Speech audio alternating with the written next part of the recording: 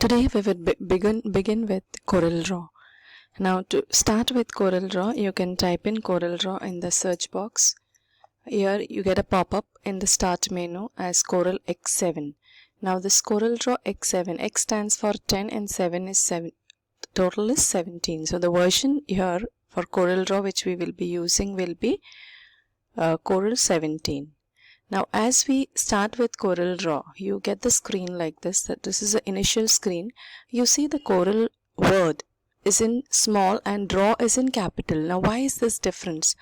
Major software, all the softwares what we use, initially you have the name of the software and then the name of the company and then the name of the software and the version number.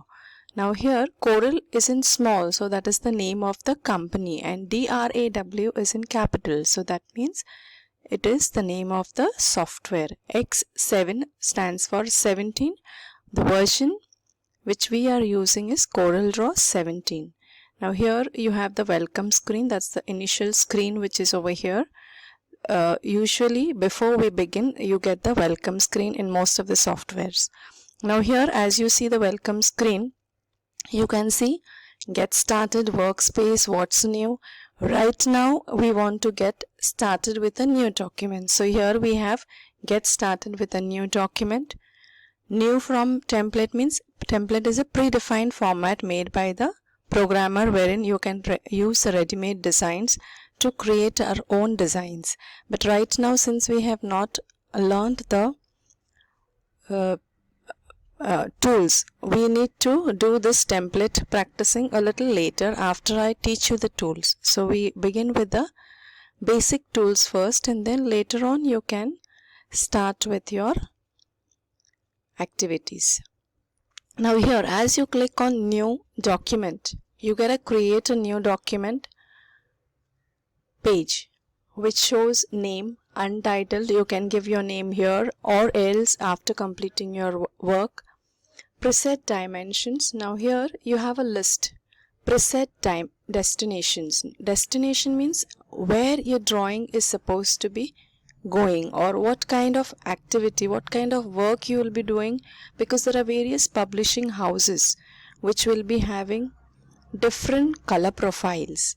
Now like for example default Coreldraw, like you're just working in your school or a college, so then Coreldraw default is okay.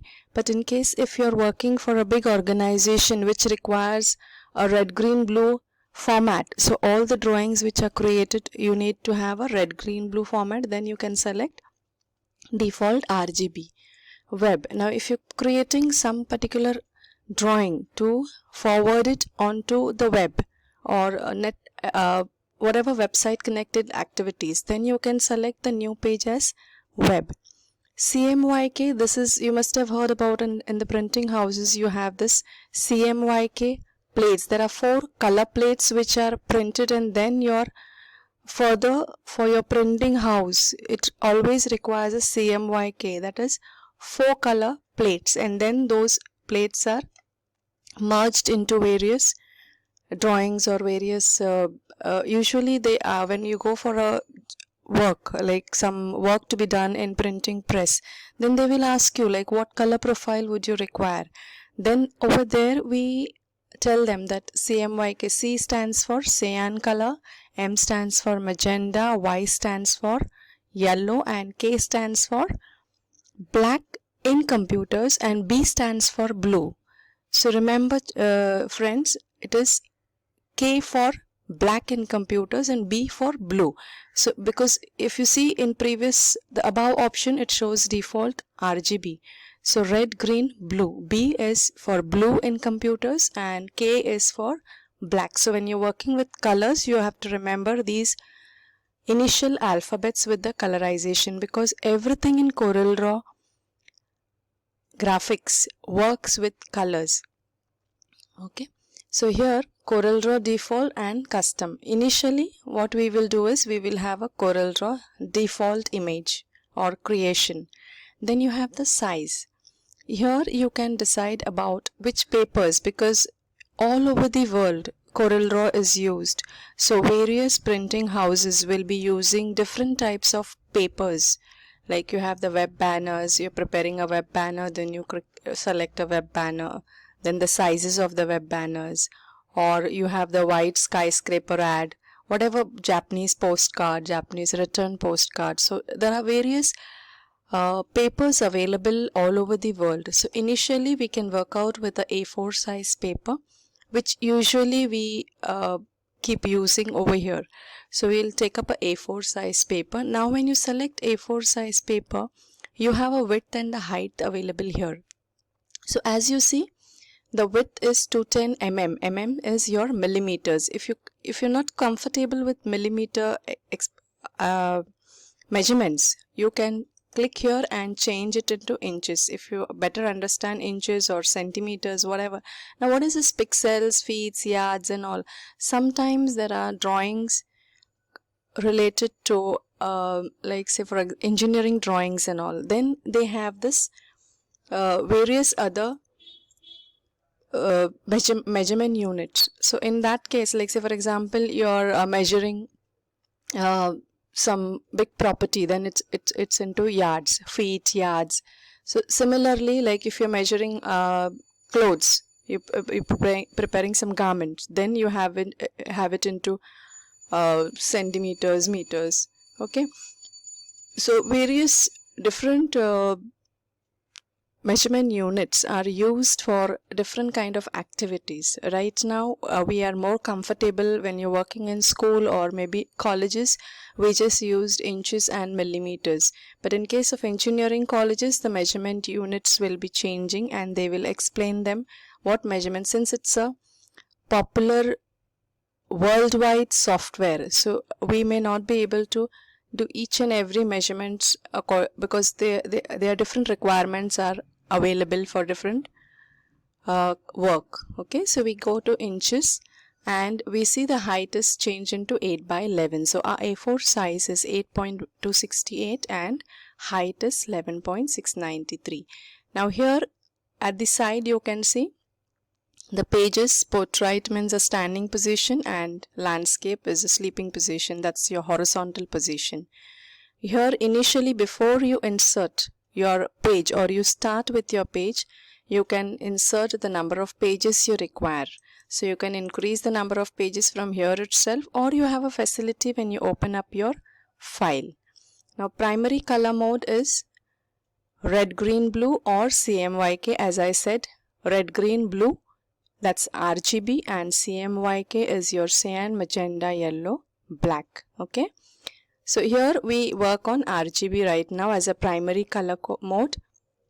Rendering resolution. Now what do you mean by resolution? Why do we buy a higher megapixel camera? What is the reason? Because we need the picture clarity. So DPI stands for dots per inch. So in 1 inch of your screen, how many horizontal and vertical pixels are arranged? Higher the pixels, better the picture quality. So here the rendering resolution, when you do your drawings, depends on where your drawings is supposed to be exported. So accordingly you can select your number of pixels in your image. But in case if you're going to export it for your web, then it's better you have a lower DPI, that's your 72 or maybe 96. In case if you're going to export your drawings on a website, depends, you can later on even you can convert into a lesser resolution and then export after learning certain other softwares. Okay, so here DPI stands for dots per inch. Now preview mode is always enhanced. I'll be explaining you all these, what is wireframe and all, when we learn the menu options. So initially we will keep it as enhanced mode. Now here we do not have to do any kind of color settings. Now all these settings are related with working professionals and big printing houses. So maybe later on after your SSC we can go through a detailed explanation about these particular options. Now here as you click, you see there is a big list of color profiles, which is used by various printing houses, the studios which prepare movies. So they require a different connectivity of the profiles depending on what kind of softwares or what kind of movies they will be making. So they require different profiles with the color settings according to the movie which is created in future.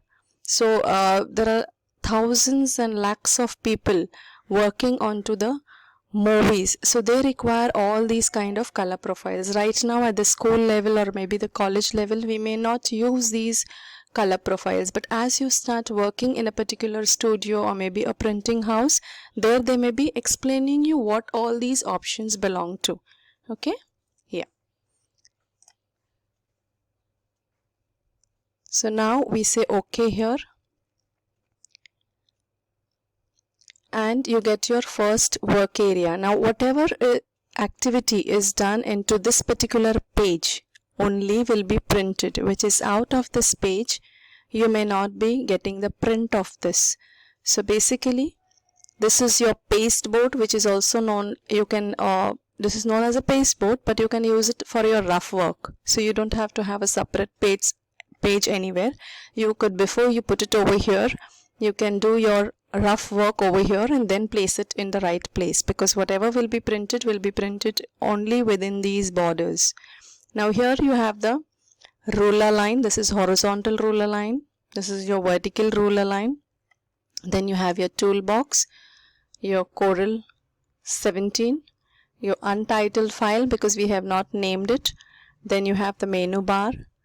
Then you have this command buttons or the property various bars, which basically this is known as a property bar. Supposing no bars are available, so in this blank area you can press the right click and see which bars are not available, and you can click and switch it on. Like say for example, property bar is not there, so you click here, you see the property bar is gone.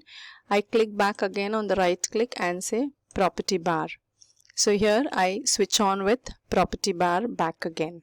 Now here I have this tools which keeps on changing according to my toolbox. As I keep on, you see, as I click the property bar changing, it keeps on changing.